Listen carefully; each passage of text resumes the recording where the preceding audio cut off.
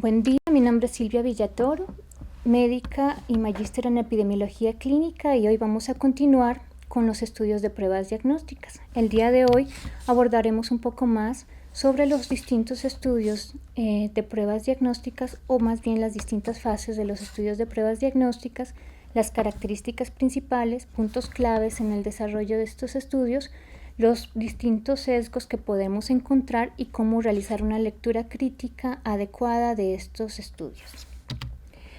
Los estudios de pruebas diagnósticas, al igual que cuando estamos hablando de intervenciones terapéuticas, requieren de varias fases, y en dependencia de la fase en la que se encuentre el estudio de estas pruebas, podrán responder a distintas preguntas. Los estudios de fase 1 responden a la pregunta de si los pacientes con un trastorno objetivo tienen resultados distintos de determinada prueba comparados con aquellos que no tienen el trastorno. Estos tipos de estudios normalmente se responden, o este tipo de preguntas normalmente se responde a través de estudios de casos y controles o estudios de corte transversal. En los estudios de fase 2, digamos que ya contestamos de forma afirmativa esta pregunta, pasaríamos a un estudio de fase 2 en la que la pregunta es si los pacientes con ciertos resultados de la prueba tienen mayor probabilidad de tener el trastorno objetivo que aquellos que tienen un resultado distinto en esta prueba. Estos estudios normalmente se responden con casos y controles, y de ser la respuesta afirmativa podríamos pasar a un estudio de fase 3, que diremos que son los más característicos o los más importantes del estudio de pruebas diagnósticas. En esta fase 3 lo que nos preguntamos es si los pacientes en los que es clínicamente sensato pensar o sospechar que existe un trastorno o una enfermedad, el resultado de la prueba puede discriminar entre quienes sí la tienen efectivamente y quienes no. Estos estudios se hacen con un diseño transversal.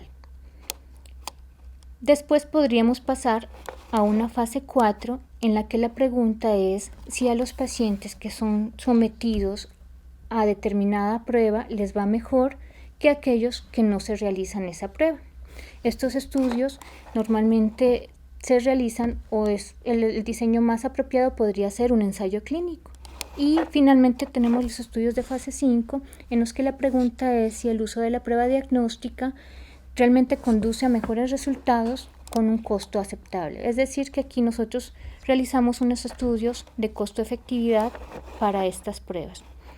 El día de hoy nos centraremos en los estudios de fase 3, y a partir de aquí determinaremos esas características que deben de tener o las etapas en las que se basa el desarrollo de un estudio en esta fase. La estructura principal o la estructura básica de un estudio de pruebas diagnósticas en fase 3 es la siguiente. Tenemos inicialmente un problema, y es que tenemos una enfermedad que podría ya ser diagnosticada a través de un gol estándar, y a partir de él podríamos definir quiénes tienen y quiénes no tienen la enfermedad, y necesitamos una nueva prueba en la cual evaluaremos sus propiedades diagnósticas a partir de la comparación de sus resultados con los obtenidos con el gol estándar. Las pruebas, el gol estándar y la nueva prueba serán definidas a priori y las aplicaremos a todos los participantes del estudio, no solo a un grupo.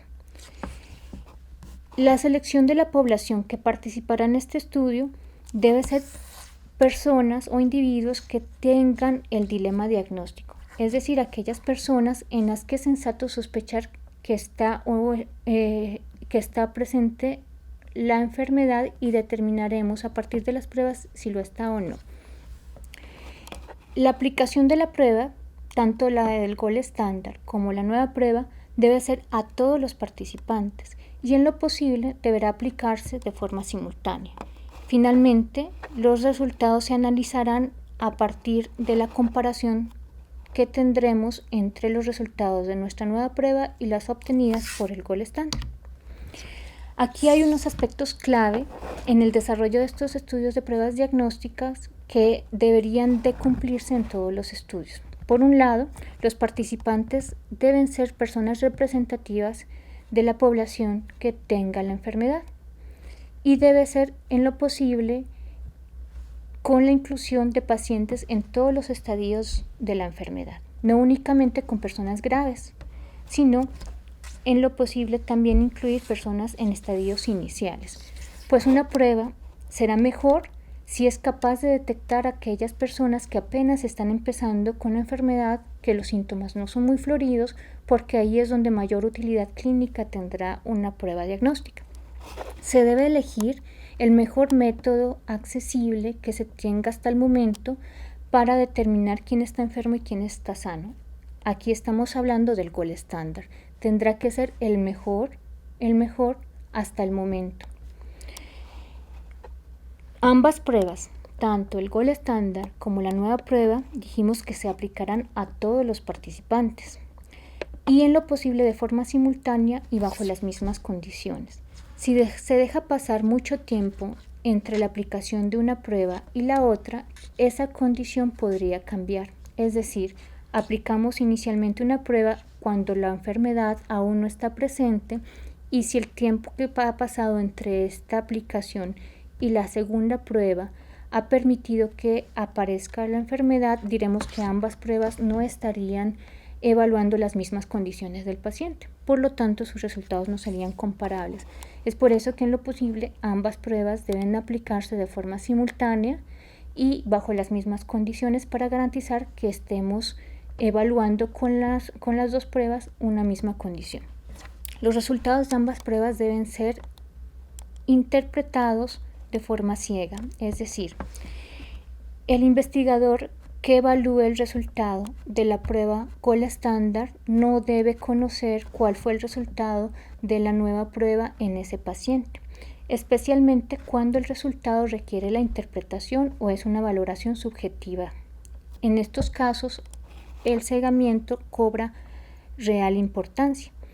Por otro lado, la aplicación del gold estándar no debe depender del resultado de la prueba nueva, es decir, no se debe aplicar únicamente a aquellos que obtuvieron un resultado positivo en la nueva prueba para confirmar si tiene o no la tiene la enfermedad, sino que tanto a resultados positivos como negativos se les aplicará el gold estándar también.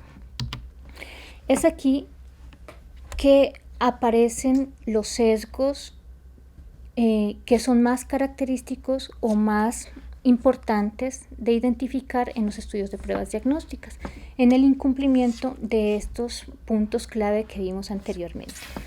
Por un lado tenemos el sesgo del espectro, y en este nos habla de el error que cometemos cuando no incluimos a todas las personas con todas las condiciones de la enfermedad o de la gravedad de la enfermedad en nuestra muestra y únicamente incluimos a personas, por ejemplo, muy graves.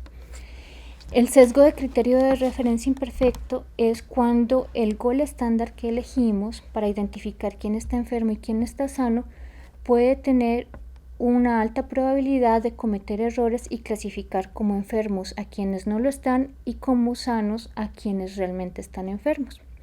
Recordemos que nuestra nueva prueba será comparada con los resultados de este gold estándar y que si este gold estándar comete esos errores, no sabremos si nuestra nueva prueba está acertando o está fallando en el diagnóstico. El sesgo de incorporación es cuando esta nueva prueba hace parte de los criterios del gold estándar para diagnosticar o determinar quién está enfermo. Es decir, la nueva prueba hace parte del gold estándar también y por lo tanto no son pruebas independientes, lo cual es sumamente importante para evaluar este tipo de estudios. Los sesgos de verificación se presentan cuando no se realiza el gold estándar a todos los participantes, sino únicamente a una parte de ellos. Es decir, puede que realicemos ese gold estándar únicamente a aquellos que obtuvieron valores positivos en la nueva prueba y los que fueron determinados como negativos no se les realiza una prueba para verificar su estado real.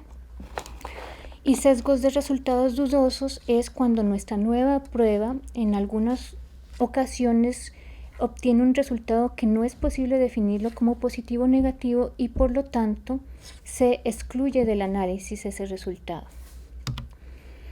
La lectura crítica de un estudio de pruebas diagnósticas se enfoca en realizarse preguntas que aborden esos sesgos que podemos encontrar, preguntas que nos permitan la interpretación de los resultados y preguntas que nos indiquen si estos resultados que estamos viendo en el estudio serían aplicables a mi población.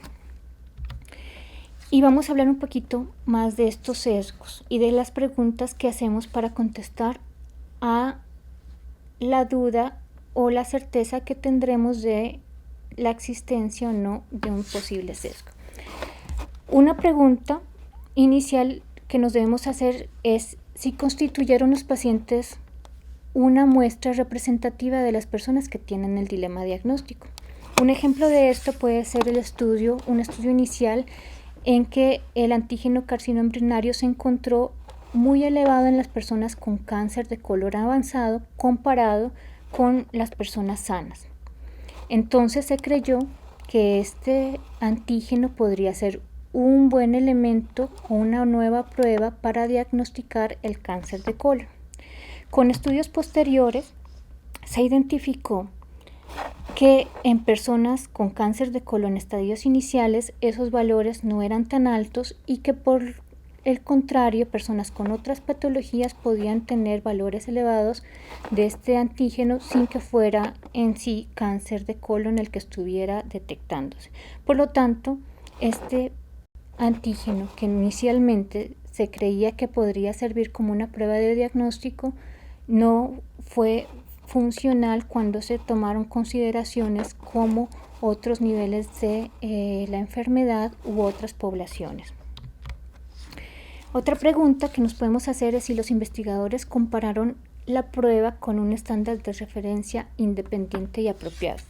Por ejemplo, en un estudio para diagnosticar insuficiencia cardíaca congestiva, se estableció o se propuso como nueva prueba la evaluación del reflujo abdominojuglar. Sin embargo, el gol estándar, es decir, la prueba que nos permitía identificar quién estaba enfermo y quién estaba sano, dentro de sus criterios, que eran clínicos y radiográficos, incluía también el reflujo abdominojuglar. ¿Qué sucede cuando esta prueba nueva se incluye dentro de los criterios que utiliza el gol estándar para determinar la ausencia o presencia de la enfermedad? Que esta nueva prueba tendrá más posibilidades de acertar, es decir, que puede sobreestimarse la capacidad de esa prueba de diagnóstico. Otra pregunta es si aquellos que interpretan la prueba y el estándar de referencia estaban ciegos ante el resultado. Recordemos que si la prueba, sobre todo cuando se requiere de una interpretación o es una valoración subjetiva, si se sabe o se conoce el resultado de una prueba, eso podría influir en la forma en que interpretamos la segunda prueba, incluso de forma inconsciente. Por lo tanto, las personas que evalúan el resultado no deben de conocer el resultado que se obtuvo en este paciente con la otra prueba.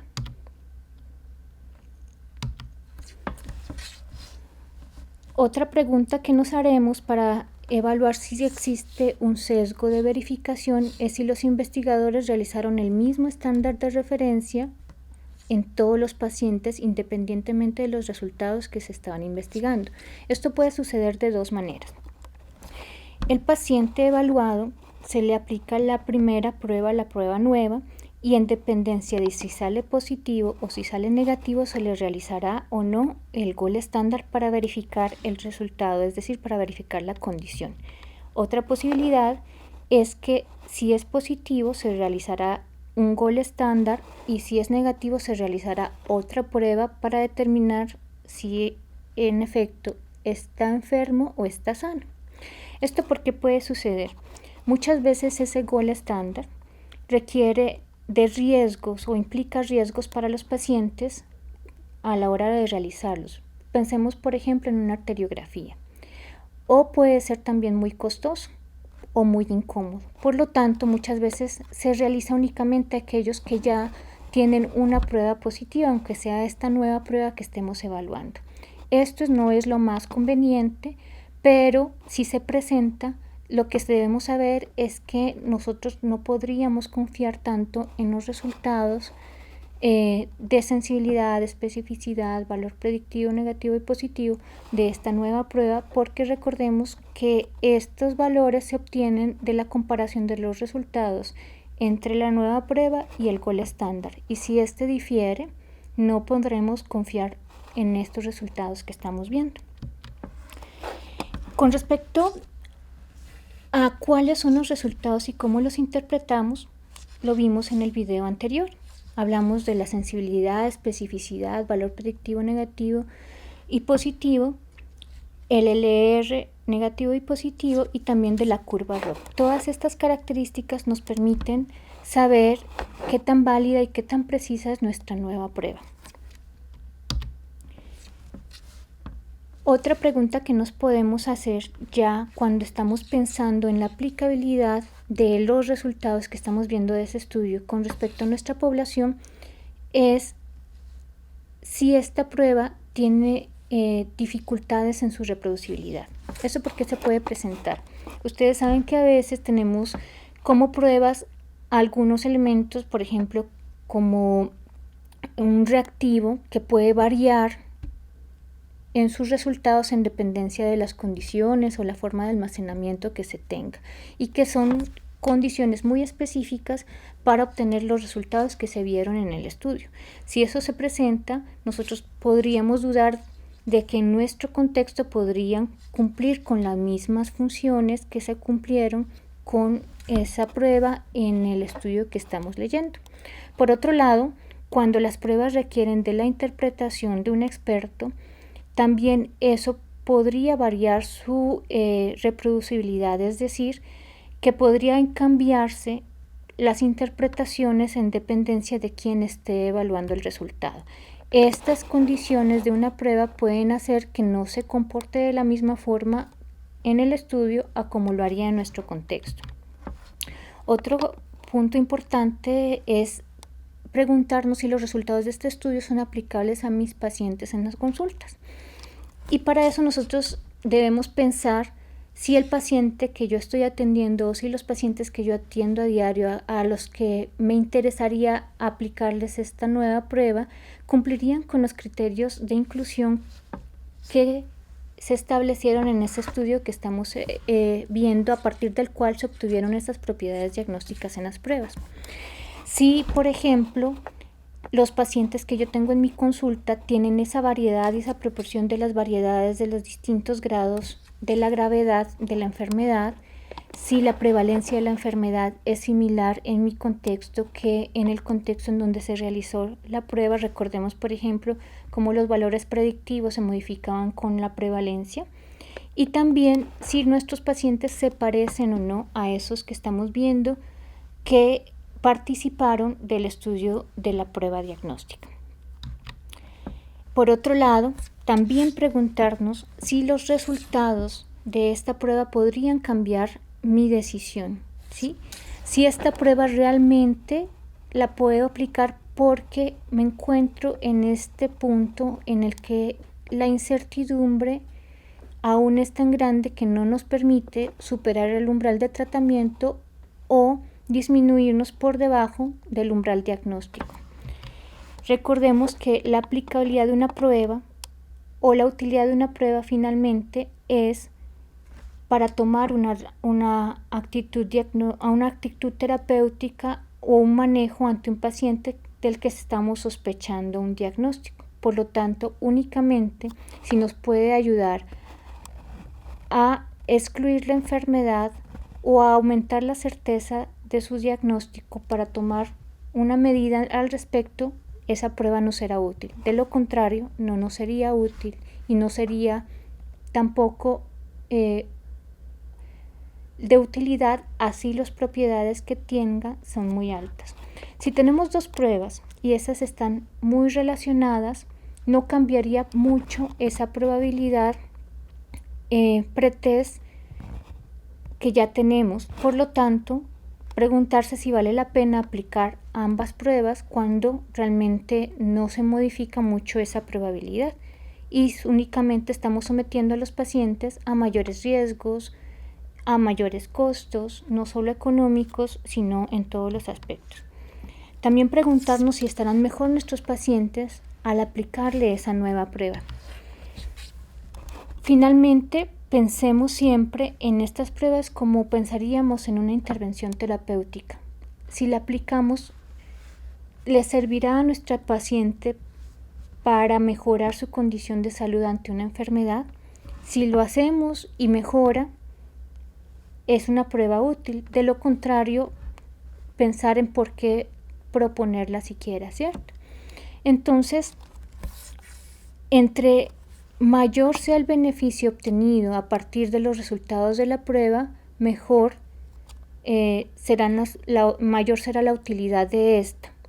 Una prueba siempre puede implicar riesgos para los pacientes y costos. Entonces solo realizaremos aquellas pruebas que nos aportan un beneficio o que más bien aportan un beneficio a los pacientes.